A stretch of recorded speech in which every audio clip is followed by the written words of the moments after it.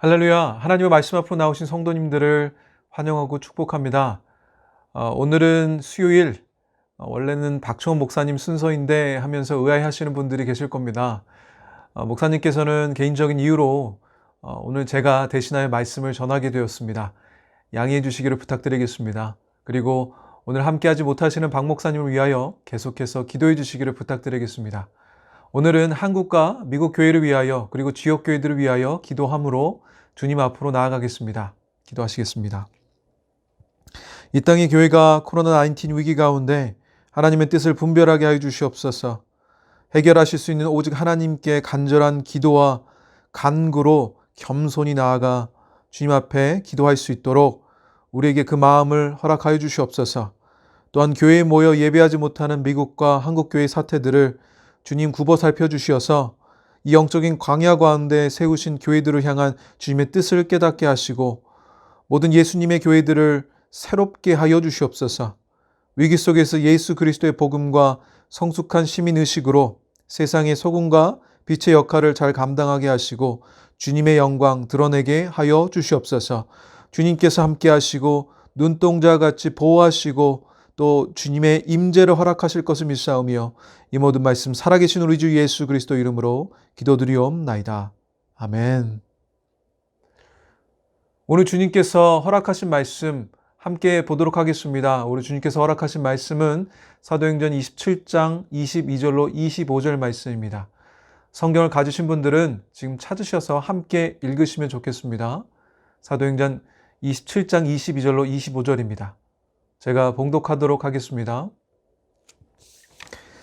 내가 너희를 권하노니 이제는 안심하라. 너희 중 아무도 생명에는 아무런 손상이 없겠고 오직 배뿐이리라. 내가 속한 바 곧 내가 섬기는 하나님의 사자가 어젯밤에 내 곁에 서서 말하되 바울아 두려워하지 말라. 내가 가이사 앞에 서야 하겠고 또 하나님께서 너와 함께 항해하는 자를 다 내게 주셨다 하였으니 그러므로 여러분이여 안심하라. 나는 내게 말씀하신 그대로 되리라고 하나님을 믿노라. 아멘. 하나님의 말씀입니다. 오늘 본문의 내용에는 사도 바울이 세 번째 전도 여정을 마치고 예루살렘으로 올라갔다가 동족들의 반대와 핍박으로 제수가 되어 로마 황제에게 재판을 받기 위하여 로마로 가는 알렉산드리아호라는 배를 타고 가는 모습이 기록되어져 있습니다. 이 배에는 바울 외에 275명이 승선해 있고 그 항해 중에 유라굴로라는 태풍을 만나게 되는데요. 그 이후에 겨우 목숨만 건지는 시련을 겪게 됩니다. 이것은 마치 우리 지금 처해진 우리 상황을 반영하고 있는 것 같아요. 우리의 인생을 이야기하고 있는 것 같습니다. 그런데 이 유라굴로 폭풍을 만난 데에는 원인이 되어지는 사건이 있었다는 건데요. 먼저 이 위기는 어떻게 왔는지 살펴보기를 원합니다. 유라굴로의 태풍은 어떻게 오는가? 그것은 얄팍한 인간의 경험과 지식을 과신하면서 왔습니다. 원인이 있었던 결과에 해당하는 위기였다면 그 말이 무슨 말이었을까요? 피할 수 있었던 폭풍이었다는 겁니다. 피할 수 있었던 위기. 본문 읽지는 않았지만 27장 9절에 11절에서는 이렇게 기록하고 있습니다. 여러 날이 걸려 금식하는 절기가 이미 지났으므로 항해하기가 위태한지라 바울이 그들을 권하여 말하되 여러분이여 내가 보니 이번 항해가 화물과 배만 아니라 우리 생명에도 타격과 많은 손해를 끼치리라 하되 백부장이 선장과 선주의 말을 바울의 말보다 더 믿더라. 자, 11절 말씀에 뭐라고 얘기하고 있죠? 문제가 백부장이 선장과 선주의 말을 바울의 말보다 더 믿더라 라고 했습니다. 그래서 어떻게 되었습니까? 275명의 사람들은 하나님을 믿는 바울의 말보다 믿음이 없는 선장과 선주의 말을 더 믿고 바울의 경고를 무시했다는 거예요. 그런데요, 전문가들의 말보다 하나님의 말씀에 순종하에 따르는 바울의 말이었기 때문에 무조건적으로 옳았다고 말씀드리는 것이 아니에요. 바울의 말을 보십시오. 27장 9절인데요. 여러 날이 걸려 금식하는 절기가 이미 지났으므로 항해하기가 위태한지라 바울이 그들을 권하여. 바울이 말하고 있는 것은요, 자신의 개인적인 의견이라기보다 상황을 근거로 한 일반적이고도 상식적인 어떤 의견을 제시하고 있는 거예요. 권면하고 있는 거죠. 그들의 항해가 계속해서 어려웠었고 지금도 지친 상황이라고 이야기하고 있는 것입니다. 바울이 말하고 있는 것은요, 억지 주장이 아니었어요. 내가 너네들보다 나으니까 내 말을 들어라. 내가 너희들보다 똑똑하니까 내 말을 따라라 하고 있는 것이 아니라 현재까지 놓여진 상황을 근거로 말하고 있는 것이었습니다. 상황에 맞는 주장이었고 제안이었던 것이죠. 그런데요, 세상의 것을 의지하고 따르는 사람들은요, 무슨 방법이 있을 것이라고 하면서 길이 아닌데 계속 가려고 하는 그런 습성이 있어요. 그러다 보면 무리수를 두는 경우가 많이 있는데요. 순리대로 행하지 않고 순리를 거슬려서 자기식대로 평법을 사용하는 경우가 많기 때문에 그렇게 할 수 있다고 생각하기 때문에 그런 무리수를 두는 것이죠. 이런 거 내가 경험해 봤다는 겁니다. 나만 믿고 따라오라는 거예요. 내가 누군지 아냐? 내가 경력이 몇 년인데 하며 자신들의 경력과 지식을 자랑하는 것입니다. 그래서 그들의 선택의 결과가 어떻게 되는가? 27장 13절에 이렇게 이야기하고 있습니다. 남풍이 순하게 불매 그들이 뜻을 이룬 줄 알고 닷을 감아 그레데 해변을 끼고 항해하더니, 바울의 경고가 그 겉면이 무색할 정도로 좋아 보이고 있습니다. 우리도 그런 경우를 세상 사람들에게 자주 볼 수 있지 않습니까? 그들의 선택이 옳아 보여요. 그렇게 처음에는 순풍이었다고는 본 말씀 말하고 있죠. 아무 일도 일어나고 있지 않습니다. 모든 것이 순조롭게 진행되어져 보입니다. 심지어는요, 그들의 선택이 최상이었다고, 아무런 문제가 없었다고 생각할 정도입니다. 세상 경험, 세상 지식에 근거로 한 현대인의 삶은요, 마치 남풍이 순하게 불어서 아무런 문제도 없어서 오히려 최상의 선택으로 인한 행복함도 있어 보입니다. 그런데요, 문제가 일어난다는 것입니다. 14절입니다. 얼마 안 되어 섬 가운데에서부터 유라굴로라는 광풍이 크게 일어나니, 얼마 못 되어서 유라굴로라는 광풍이 일었다고 이야기하고 있습니다. 말씀을 잃어버리고 하나님께 불순종하고 자신의 경험과 자신만 의지하고 순풍에 태평하게 된다면 얼마 못 되어서 유라굴로라는 광풍을 만나게 된다는 거예요. 그런데 큰 광풍이 분 것으로 그치지 않고 15절에는 뭐라고 얘기하냐? 배가 밀려 바람을 맞추어 갈 수 없어 가는 대로 두고 쫓겨갔다가 키를 잃어버린 거예요. 그래서 목적 없이 방향 없이 가는 인생이 될 수 있다는 겁니다. 그리고 18절에서 21절입니다. 우리가 풍랑으로 심히 애쓰다가 이튿날 사공들이 짐을 바다에 풀어 버리고 우리의 소중한 것들을 내어버리는 경우가 된다는 것이죠. 사흘째 되는 날에 배의 기구를 그들의 손으로 내버리는 거예요. 여러 날 동안 해도 별도 보이지 아니하고 큰 풍랑이 그대로 있음에 구원의 여망마저 없어졌더라. 소망이 없어지는 인생이 된다는 것입니다. 그리고 21절, 여러 사람이 오래 먹지 못하였음에 바울이 가운데 서서 말하되, 여러분이여 내 말을 듣고 그레데에 떠나지 아니하며 이 타격과 손상을 면하였더라면 좋을 뻔하였느니라. 사랑하는 성도 여러분, 지금 이 본 말씀이, 이 유라굴로의 폭풍이 우리하고 상관없는 것 같습니까? 그렇지 않죠? 이것이 인생입니다. 사람은 자신의 지식과 경험을 너무 의지하는데 문제가 있습니다. 그렇지 않은 것 같다고 하는 것도 저희 문제예요. 고집스럽게 나는 그렇지 않다라고 하고 있지만 우리도 모르게 우리는 우리를 맹신하고 우리의 지혜와 지식과 우리의 경험을 맹신하며 살고 있습니다. 우리가 살고 있는 이 세상은요, 눈부신 우리가 과학의 발전으로 많은 이득을 우리가 보고 편안함을 누리고 있지만요, 지금 우리가 처해진 상황을 보십시오. 보이지 않는 바이러스에 몇백만의 소중한 사람들의 목숨을 우리는 잃어야 했습니다.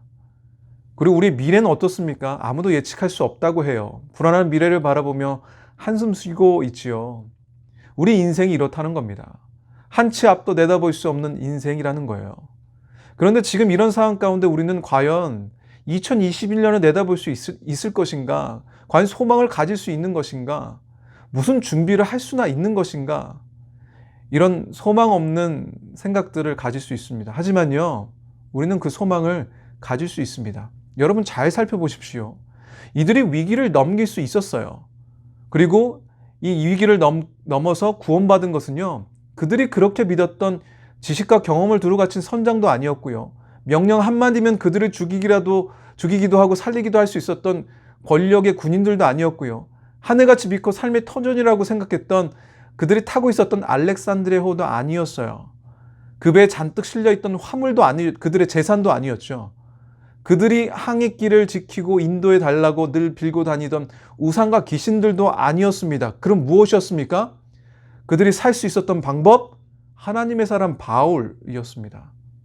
그렇다면 유라굴로 광풍을 지나고 있는 우리들에게 필요한 것은 무엇인가? 저는 오늘 바울의 모습을 보며 두 가지를 나누며 우리 하나님께서 주시는 그 깨달음을 얻기를 원합니다. 이 두 가지의 바울의 모습을 마음에 새기시는 여러분 되시기를 축복합니다. 그래서 오늘뿐만이 아니라 2021년에 힘차게 사시기를 축복합니다. 그것이 무엇이었나? 첫 번째, 하나님의 음성에 귀를 기울이는 사람이 되셔야 합니다. 바울 사도는요, 늘 하나님께 나아가서 하나님의 말씀을 듣는 사람이었습니다. 우리 23절 이렇게 이야기하고 있습니다. 내가 속한 바 곧 내가 섬기는 하나님의 사자가 어젯밤에 내 곁에 서서 말하되. 큰 광풍에서도 바울은요, 하나님의 말씀을 듣는 사람이었다는 것입니다. 그렇습니다. 하나님의 말씀을 바로 들으면요, 현실을 이길 수 있다는 것입니다. 째째하지 않게 살 수 있어요. 세상의 문제에 위축되지 않습니다. 상황에 짓눌려서 낙담하여 좌절해 있지 않을 수 있다는 거예요. 물론 우리가 좌절하여 자리에 철퍼덕 앉아 있을 수 있어요. 어떻게 우리들이라고 넘어지지 않고 다치지 않고 살 수 있을까요? 그렇지 않다는 거예요. 아주 심하게 넘어질 때도 있어요. 사랑하는 가족을 잃어야 되는 경험도 해야 되고요. 그 고통으로 눈물 지으며 살아야 할 때도 있습니다. 그래서 좌절할 수도 넘어질 수도 고개를 들 힘조차도 없어서 낙심하여 몇 날을 그렇게 보낼 때도 있습니다. 하지만요, 하나님의 음성에 말씀에 귀 기울이는 자는요, 다시 일어설 수 있다는 것입니다. 기필코 일어섭니다. 왜요? 하나님의 말씀이 듣는 자를 일으키기 때문입니다. 그래서 바울은요, 주님 앞에 겸손히 무릎 꿇고 그분의 음성을 듣고 그분의 말씀에 귀 기울여 다시 일어설 수 있었던 것입니다. 그분의 말씀에 귀 기울이십시오. 그분께 집중하십시오. 그분을 깊이 생각하십시오. 좋으신 하나님께서 유라굴라의 폭풍 가운데, 그 가운데 힘들어하는 여러분들에게 그분의 음성을 듣게 하실 줄 믿습니다. 자, 두 번째는 무엇일까요? 믿음의 사람이 되셔야 합니다. 나는 하나님을 믿습니다. 그저 이렇게 말로만 하는 것이 믿음의 사람이 아니에요. 오늘 바울의 믿음은요, 어떻게 나타나고 있는가? 25절 말씀 보겠습니다. 그러므로 여러분이요, 안심하라. 나는 내게 말씀하신 그대로 되리라고 하나님을 믿노라. 아멘. 믿음은 막연한 상상력을 믿는 것이 아닙니다. 무턱대고 행동을 옮기는 것 같이 무모하지 않아요. 철학적이거나 사색적으로나 관념론적으로 무엇을 스스로 만들어내어 믿는다고 하지 않습니다. 믿음은요, 하나님을 믿는 것입니다. 하나님의 말씀에 기초로 하여 말씀대로 되리라고 믿는 겁니다. 믿음은 이론이 아니에요. 이성의 차원도 아니고 합리적인 구조도 아닙니다. 뭔가 논리적으로 이것은 이렇게 되니까 이렇다라고 하는 것이 믿음이 아니에요. 바울은요, 하나님의 말씀을 근거로 안심하라고 외칠 수 있는 믿음이었습니다. 단순히 나는 하나님의 말씀과 주님을 믿습니다에서 끝난 것이 아니라 유라굴라의 폭풍 속에서 그의 삶으로 증명된 믿음인 것입니다. 아무도 괜찮을 것이라고 말할 수 없는 상황이었습니다. 하나님의 말씀을 근거로 그는 믿음으로 자신 있게 안심하라고 외치고 있는 것입니다. 많은 사람이, 아니 모든 사람이 이렇게 이야기할 수 있는 것은 아니에요. 하지만 하나님을 신뢰하는, 그리고 하나님을 경험한 자, 바울은 믿음으로 이렇게 이야기할 수 있었던 것입니다. 즉 믿음의 삶이란 그저 말로 나는 예수님을 믿습니다 에서 그치는 것이 아니라 우리의 삶으로 증명되어지는 것, 그것이 믿음인 것입니다. 그것이 오늘 바울이 보여주었던 믿음의 모습인 것입니다. 시편 기자는 시편 107편 28절 30절 말씀을 통해서 우리를 이렇게 위로하고 있습니다. 함께 읽도록 하겠습니다. 107편 28절에 30절. 이에 그들의 고통 때문에 여호와께 부르짖으매 그가 그들의 고통에서 그들을 인도하여 내시고 광풍을 고요하게 하사 물결도 잔잔하게 하시는도다. 그들이 평온함으로 말미암아 기뻐하는 중에 여호와께 그들이 바라는 항구로 인도하시는도다. 아멘. 오늘 유라굴라 폭풍 가운데 276명의 인생에게 하나님의 구원이 임하였습니다. 이제 우리는 확실히 깨닫고 살아야 할 것입니다. 우리가 처한 유라굴라의 폭풍 속에서 우리를 구원하는 것은 물질도 아니요, 우리의 경험도 지혜도 국가도 정치인도 아닙니다. 오늘 바울 같은 하나님의 사람들을 통해, 하나님의 음성에 귀 기울이는 자들을 통해, 믿음의 사람을 통해 구원하심이 주어졌습니다. 그것을 여러분들 깨달으셔야 합니다. 이 어려운 시기에 하나님께 꼭 필요한 사람들이 되시기를, 하나님의 뜻을 이루며 다른 이들에게 축복의 통로가 되시는 여러분들 되시기를 예수 그리스도의 이름으로 축복합니다. 기도하시겠습니다. 좋으신 하나님 아버지, 감사합니다. 우리 인생에 유라굴라의 폭풍이 있을지라도 우리는 하나님의 음성에 귀 기울이기를 원합니다.